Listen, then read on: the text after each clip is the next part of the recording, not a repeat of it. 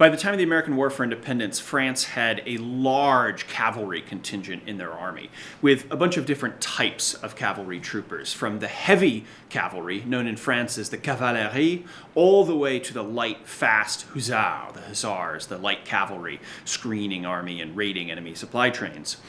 Somewhat in the middle were the dragoons, who had originally been trained to fight on foot and on horseback, and still maintained some of that functionality into the later 18th century.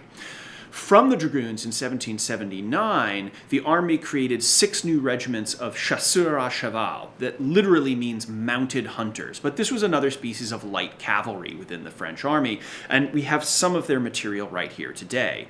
Because they had originally been created out of individual companies within the dragoon regiments, they carried the heavy cavalry sabers that were used by the dragoons, like this serviceable, sturdy, iron-mounted sword, which had been introduced to the French dragoon arm in the late 1760s and was used up and through the mid-1770s. However, the most significant and impressive thing about the French dragoons or the chasseurs à cheval was certainly their helmet, or casque, which means cap in French, that you see next to me right here. This was very explicitly designed based on classical helmets of ancient Greece and Rome. All things classical were seeing the first revival in interest in the late 18th century, especially with the discovery of Roman ruins at Herculaneum and Pompeii, and they were all the rage across Europe.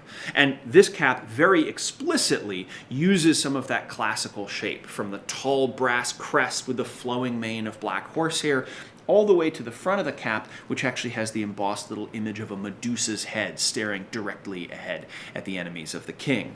It's trimmed with that black horsehair and with a sealskin turban around the base. And on the left side, where we would typically see a cockade on a cocked hat or cap, we have a similar stamped brass cockade here. In this case, because this cap belonged to the chasseur à cheval, it has a hunting horn, a corne de chasse, significant for those mounted hunters.